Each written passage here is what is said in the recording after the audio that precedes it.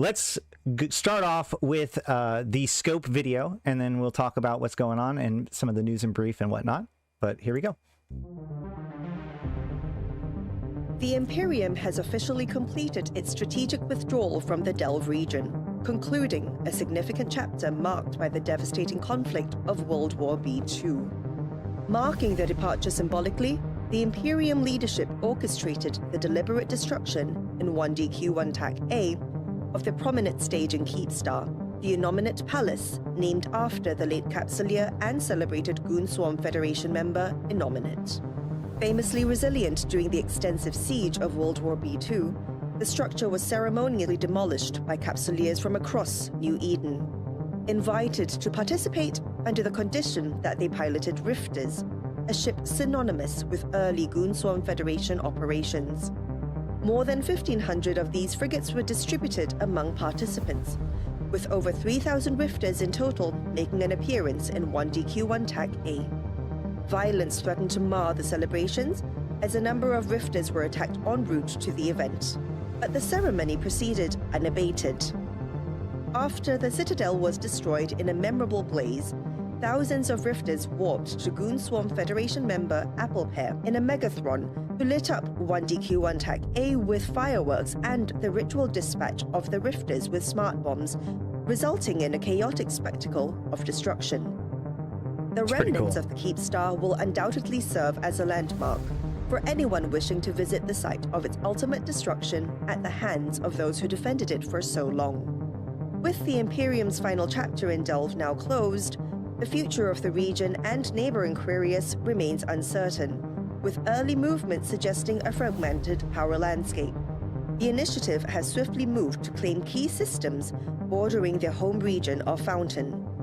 Additionally, smaller independent entities such as Drake Lair, Lunar Fluorescence, and Zerg Spawner have begun seizing sovereignty throughout Delve. Currently, Delve seems poised to serve as territory for independent groups, seeking regions without complex diplomatic constraints. The scope will continue to monitor developments. This is Alaconda reporting for the scope. Okay, I wanted to play through the whole thing just once, and then we can go back through and kind of talk about some of the details that I want to talk about.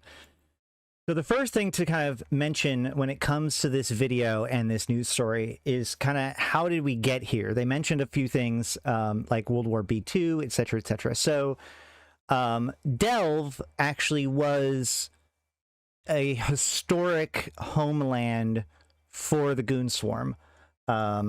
If we open up the map, we can see that Delve is down here.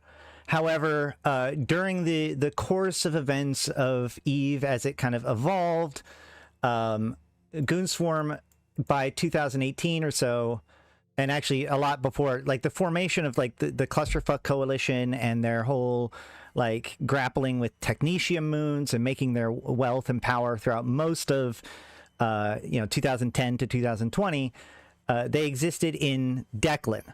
As their kind of their powerhouse and controlled a lot of this section in the north.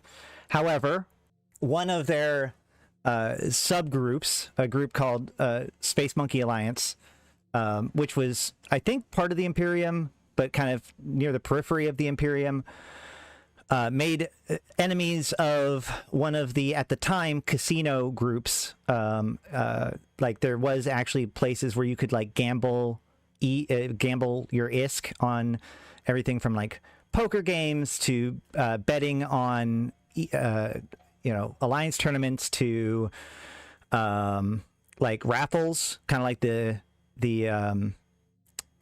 Hypernet is now. Like there were third-party people that were just doing it on their own websites, and so these online casinos existed for you to spend your ISK on. And the thing is that these casinos, it turns out that people like to gamble, and being able to do it was a good way for people to spend their vast amounts of wealth that they were able to get in EVE. They were able to feed their gambling addiction by gambling their space funny money. Sommerblink was a big one, but actually by the time World War B started, Sommerblink had already been removed from the game. But that concept had kind of expanded outward to shoot, now I can't even remember the name of the actual casino that was like the main one that did it. But either way, they had a fabulous amount of money. And to get a little bit further back, yeah, I Want Isk, I think is what it was. Maybe, I think that was it. That might have been it. Either way, so like years before that, or like, you know, in a previous attempt to kind of unite the forces against Goonswarm, you know, you have the N3 coalition, and which got disrupted by the by BTEC R5RB. Then we have like the the Honey Badger coalition. The Honey Badger coalition was Test's real first attempt to kind of rally together their power base in order to attack the Imperium. And they ultimately got defeated because the Imperium understood the economics of war better than them. And so while they had the largest amount of territory, the Imperium took a bunch of their moons and thus their money at the time. That's how it worked.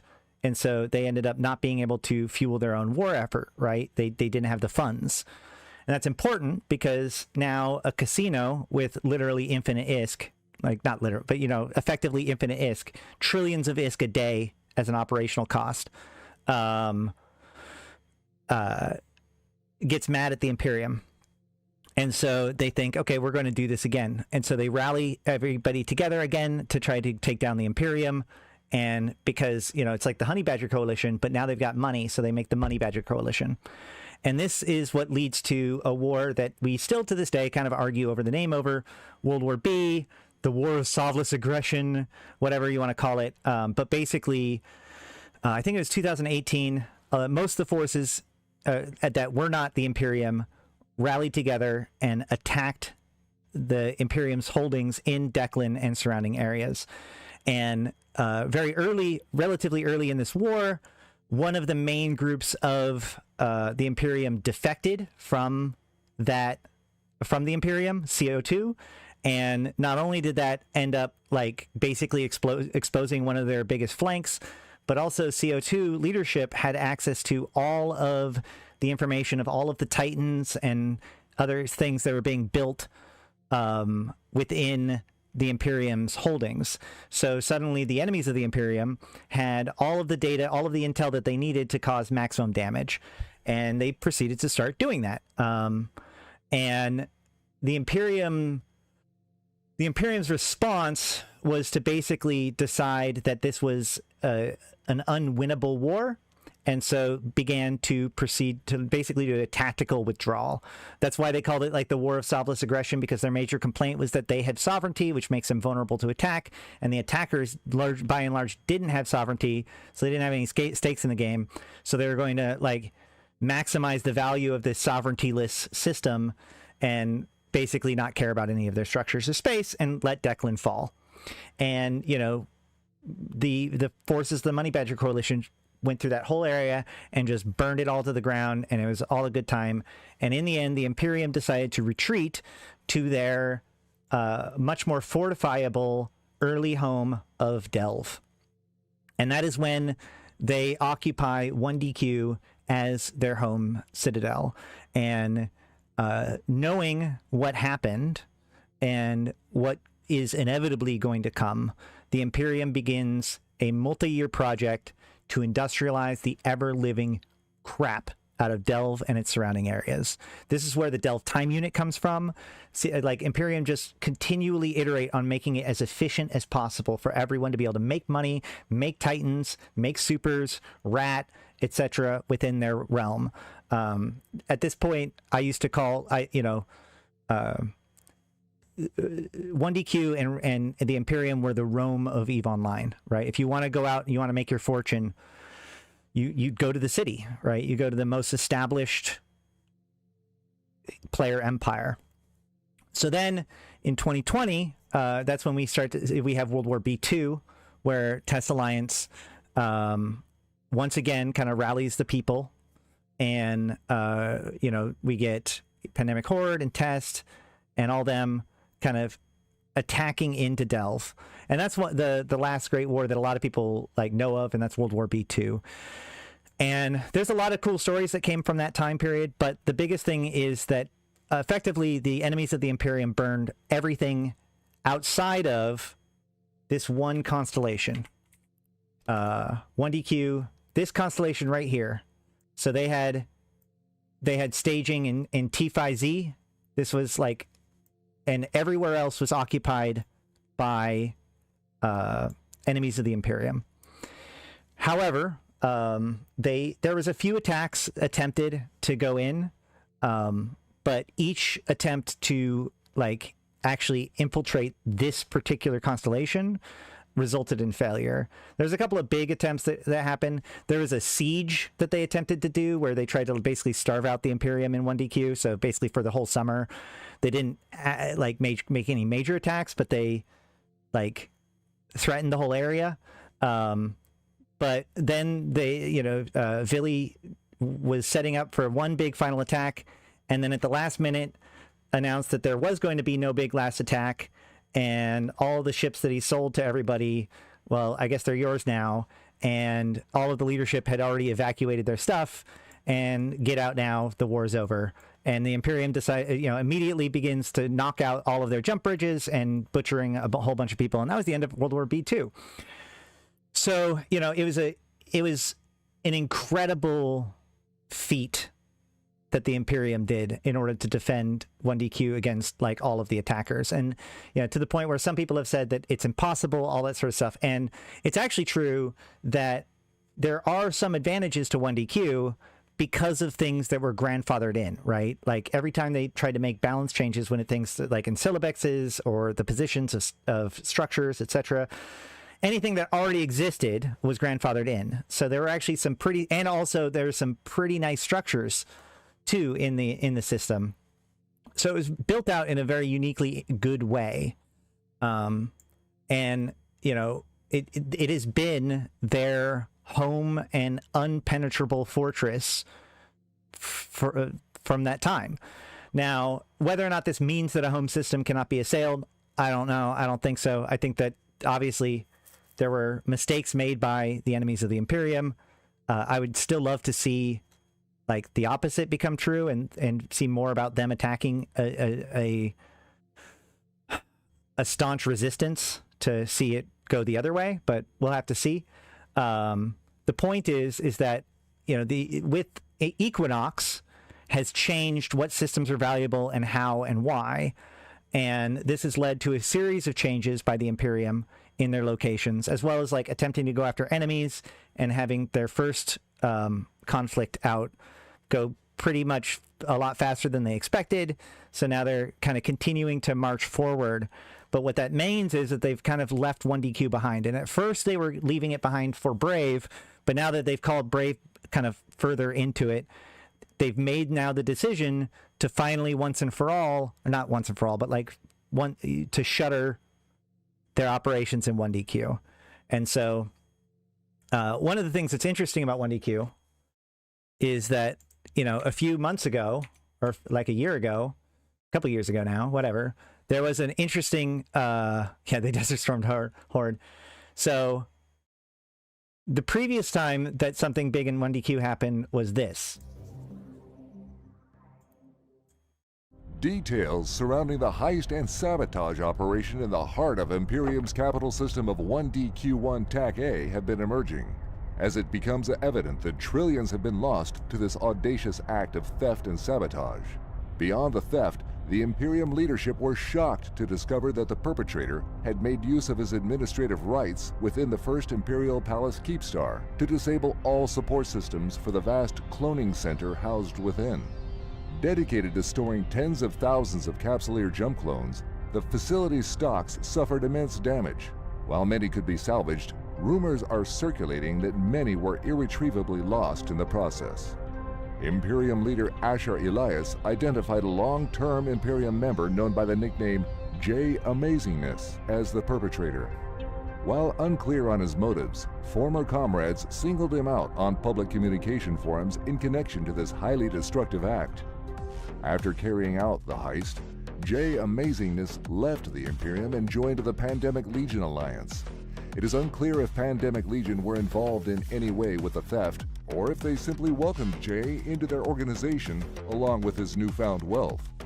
Perhaps to further torment his former friends and partners, Jay has uploaded recordings of the system logs generated during the heist, thereby exposing the full extent of the damage he had inflicted upon the Imperium.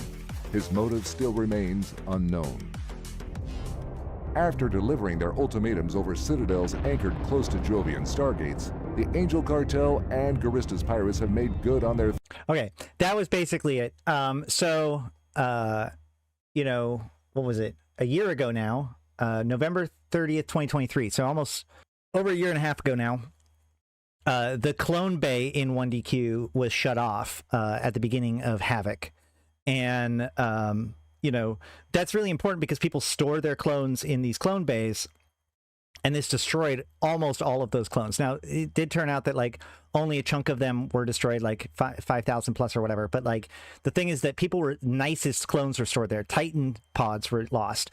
Very, very expensive implant sets were lost.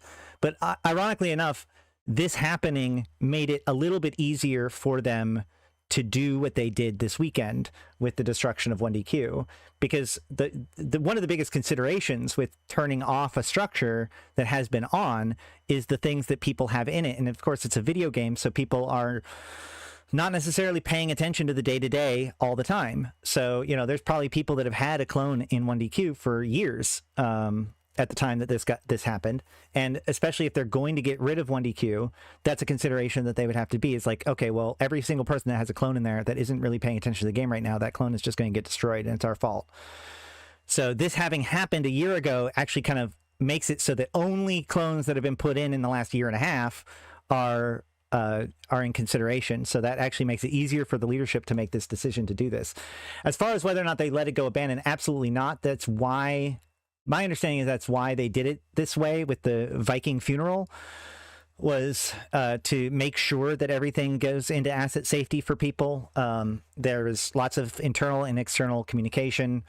You know, they certainly don't want to be the bad guys. They want people to be able to trust them in the future. And so, you know, having it go abandoned, also that risks it being like intercepted or whatever. So yeah, either way, if you had stuff in 1DQ, then it is now in asset safety. And the 1DQ Keepstar is now destroyed. However, like I said, or like we saw, this video came out a day later, which I think that they did a great job, like showcasing kind of what's going on. A couple other details, like the Rifter thing is because, like, Goonswarm, when they first came into the game, their biggest power in the early days especially was in their numbers. That's why they were the Swarm, right? Our Rifters will clog, you know, we'll clog your arties with our Rifters kind of mentality. You might have battleships, we might have Rifters, but with enough Rifters we'll kill you. And that has always been kind of the Goonswarm, kind of one of the guiding principles of the Goonswarm. Every little bit counts, death by 1,000 needles, that kind of concept. So that's why they showcased it here. The other actual half of this is that Megathron. So the Megathron is the other ship that's very iconic to the Imperium. Yeah, mantra. It's like a mantra.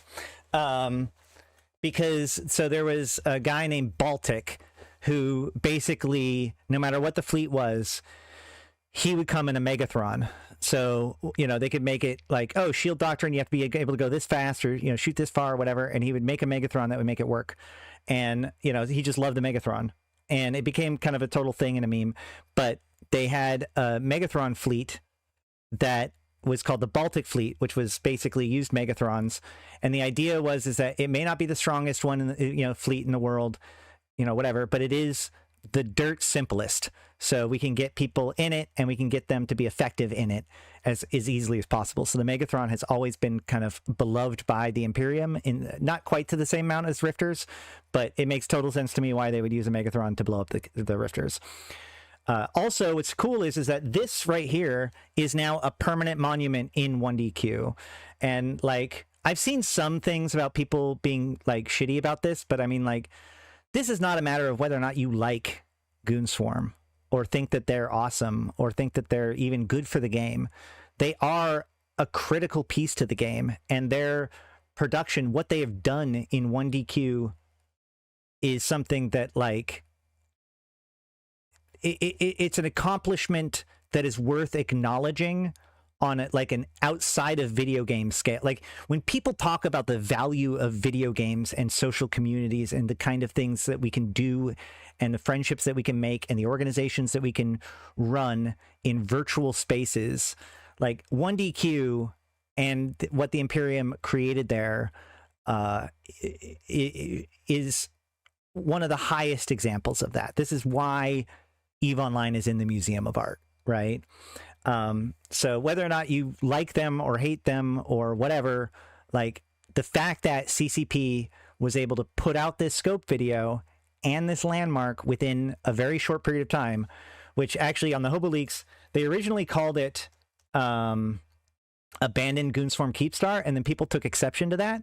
So they re-updated it to the First Innominate Palace landmark, which I appreciate. Like, CCP is not only very on top of it with this, but is also clearly being respectful of their culture and just doing their part as good stewards of the video game. This is CCP operating at their best when it comes to enabling our stories and making our legacies, right?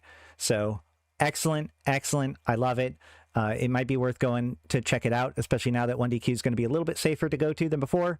I think that one of the scariest parts is that, like, while the Imperium was at 1DQ, they were relatively contained. We knew where they were. We knew where they were operating. We knew where their home was. We're going to have to keep an eye on them, and we're going to see a lot more shaking up, I think, as they, because now they officially now need to establish a new fortress. So that'll be cool. All right. News in brief. Kennel Tech scientists meet with Aegis Research and Development for Upwell supports Edencom Sentinel MZ. This is more stuff, fallout from the Drifter Crisis event. Imagine being a baseliner that lived in 1DQ and then getting to watch it blow up. Yeah, exactly. Well, I mean, that's the cool thing, is that, like, you know, we can say that none of the baseliners died in this one because it was a controlled demolition. Story Keepstar 1DQ 1 TAC A ceremoniously destroyed by Goonswarm begins relocation. Thucker Chief split over whether to allow Harada Oki attendance in the Republic Liberation Day events. Liberation Day is usually associated with the 4th of July, so it should be starting basically soon, if not now. Capital escalation in Kyra, Khanid, where newly located capsuleers clash over territory disputes. Yes, more capital fighting in Losec, I'm pretty sure. Landfall Shrine asked for private donations following reduced state funding. That might be worth paying attention to, but that's Caldari stuff. The Dixie hosts Federation Day celebrants with pageants, parade, and Federation trivia contests. Yep, Federation Day was this weekend, or last weekend, you know, as well. Stars of Matar, Sepultura rock group under fire after inviting Amar Choir to participate in Drifter Crisis Aid concert. Interesting. Evermore hosts Artist Expedition in Orifei Paragon Station. More about, like, Skinner and Evermore trying to be, like, about artists or whatever. So yeah, nothing too... This is a lot of stuff that might come up later as a note, but nothing that's jumping out to me too big in the news and brief. But I guess, what do you guys think? Do you have any stories about your time in 1DQ? Please put them in the comments down below.